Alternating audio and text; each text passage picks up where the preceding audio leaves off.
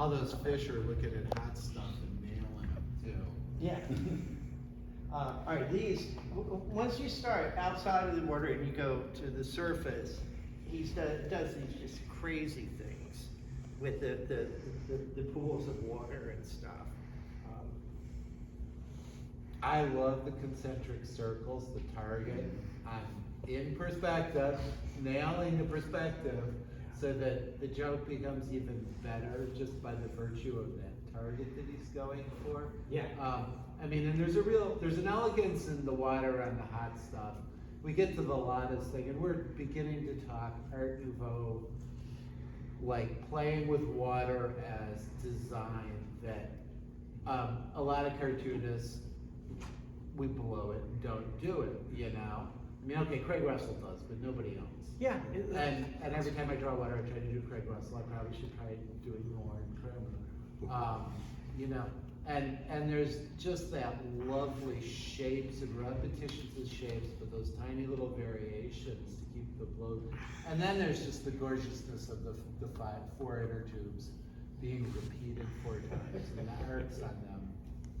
And Jim, on these two, the angle on the little Lotta cover, right, doesn't necessarily imply that we'd see a horizon line, although it might be tucked behind the logo somewhere.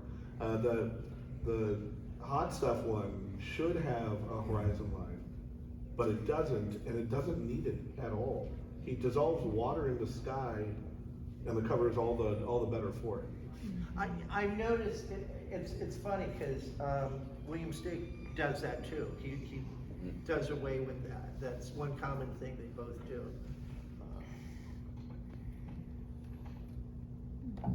All right.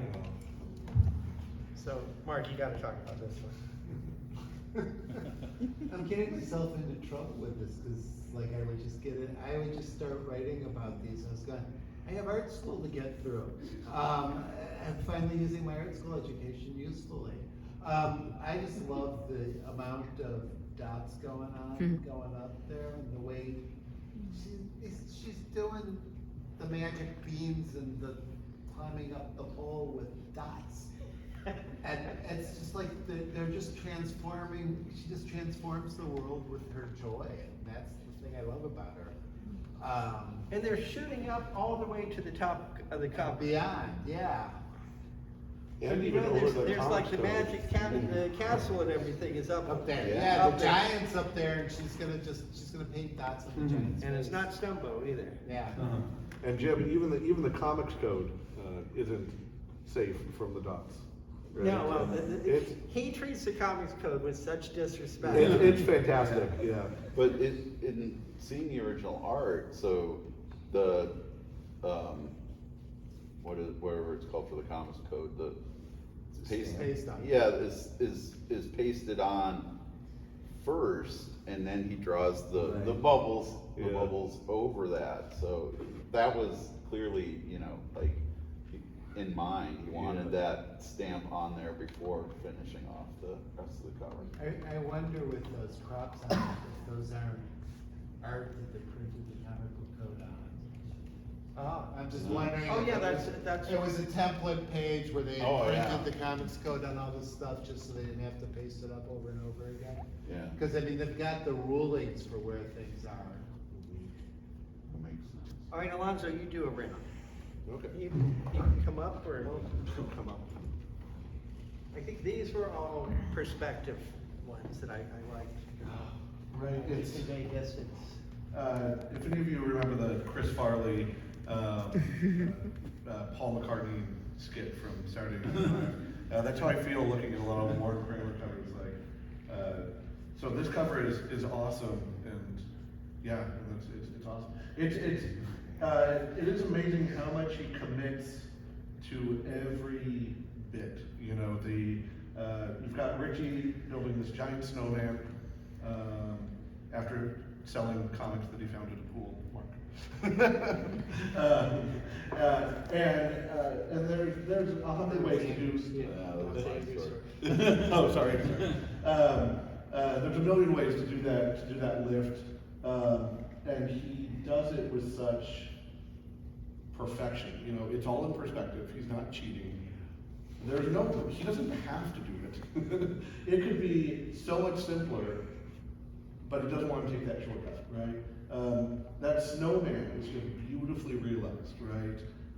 In wonderful perspective. We've got the figure down at the bottom to give it scale. It's just all wonderfully, composition is such a dry word, but he's just such a goddamn master of composition. Everything's just where it needs to be to make the piece sing. I came to love the bystanders, that's what I call them, the ones that are like the shock lines coming out of their heads, you know, or whatever, the fright lines. Because he does them all for a purpose. Mm-hmm. Boy, I love these. These are both fantastic. Right, and in this series, you can see Jim's paired one from earlier in his career with one from later in Kremer's career. And they're both fantastic, right? There is an increase in the detail, but I find that more of a stylistic decision than an artistic criticism, I would say. The Richie Rich cover, again, we don't have a horizon line, but it does. Superpower. They basically are showing you the pros and cons of that. You know, if you had this, you could have this giant fishbowl. If you were this, you might, you know, get filled up with rain or something. Let's see, the spooky. Yeah, obviously, you know, his personality is to scare, and when encountering we can see a Halloween costume ghost here, you know, and the joke is that, you know, that he's afraid of it, and that's, you know, what he gets. Little Audrey, she doesn't really have much of she's sort of a little mischief maker. She's probably the most bland, I hate to say that, but of all of these characters, so they all have some kind of heightened personality. She's dressing up as a Halloween creature and unbelievably encounters the real thing and, you know, is scared by her real face, the super cute little Audrey face, you know, charming cover. The thing about Kremer also is, we're talking about, like, you know, just any of them. Really, he's taking the concept and breaking it down to the classic fewest lines possible. It's wonderful on those watercolors covers that you know, there's so much intricacy that could be in a scene that takes place, you know, in the ocean, you know, the waves, the water, how you would draw that. But he's only got the lines that you need to get whatever you want to get out of what the water is doing. He doesn't need the horizon line, because the joke, the concept of it, you know, is understandable without it, and so it's really amazing. You also, by those lines on the water one in particular, different ones, you can tell this guy is a much better, a much better artist, a real artist, you know, doing cartooning for him, it must have been, you know, in a weird way, it was I don't want to say it was easy, but it was a different discipline. But he was clearly capable of a lot more. And a lot of us who know about Kremer know that before he was working on these characters, you know, he was doing horror comics and romance comics, and in the what we call adventure comic style, not in this style at all. So we know that he was a really, really great cartoonist that utilized all that talent. He didn't, you know, slum it. He was, you know, he really utilized that in the doing of this. Do you want to go to another one? Yeah, do another. How do I do it? I think there's another monster. Yeah, no. No, I don't know how to do this. No, it's okay. Do this. Perfect. Because this All is. right. What do we have? Well, these are beautiful rainbow color covers. You know, everything about theory of covers is in this, I'm going to call it the 10 years, it's really almost 20 years of Harvey comics, but the 60s is the primo period. And everything, every theory one can have is there. And one of those theories, of course, is catching the eye. You know, you got to, you know, on the newsstand or even in the house ads, catching the eye. You'll notice that a lot of the covers they do, not all, feature the character, the main character, as large as he can be on that cover, both for eye-catching, but also for those microscopic, advertising that they did in the magazine, where the covers are really, really tiny. They want you to see the character and what the character's doing. If you're a devil, you have a pitchfork. If you have a pitchfork, one of the cool things you can do with it is you can play records. You don't need the actual needle, and it'll still come out and be quite hot. The music is hot,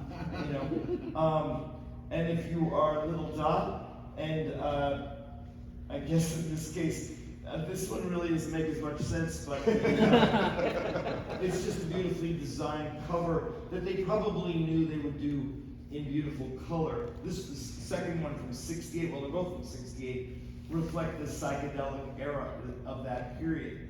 That was really of the time. So that's, I just wanna say, doing flat color separations and getting a little dot cover of that rich color, it's just, and like, how did you pull that off? I would love to know. Cause it's just, there's an astounding level of, the color holds for the music notes along with all the shades of balance. yeah. So I have 2 minutes, so I'm gonna Okay. go, we're gonna do a speed. Speed round. Also, Speed one round. So this is what we're talking about. This is the kind of stuff he did before. Some great horror colors. And then we go back to monsters, and he uses those. I mean, these are kind of scary. That's what I talked about where Dot's just thrilled. And Baby Huey's brought home a friend too. He kills him, obviously, and he waves. Oh, yeah. Those are spooky. Spookies are great. Oh, I know you love this one. This is the greatest anti-war poster ever. It's just a beautiful composition, the figure against the shape of the ship. There is a horizon line this time. There's a golden mean, which is based off of a rectangle, a square, do the diagonal, you make curves and stuff. It's traditional art composition stuff that he's using on this, either by instinct or just doing it. I was thinking of you, obviously, on these, because these are like 2 of your favorites. This just going on, I think I went on for about 3 hours about the different angles on these two skirts, and the two expressions, and the juxtaposition, and the angles on the shapes of the two characters to just show off to the poor little boys. I sympathize so much with the poor little boys. This is a great one. The dots coming from her. Like Richie Rich.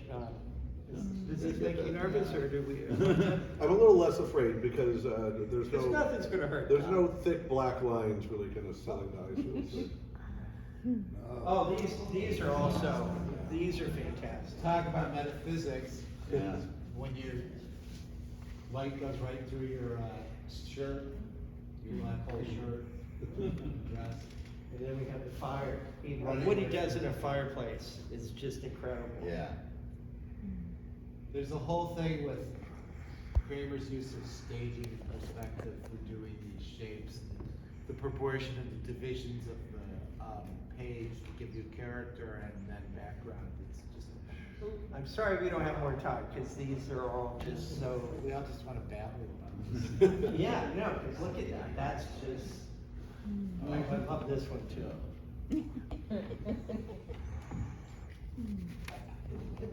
It's just the ocean, the way he did this just is crazy. So ever since Jim, you started this, my like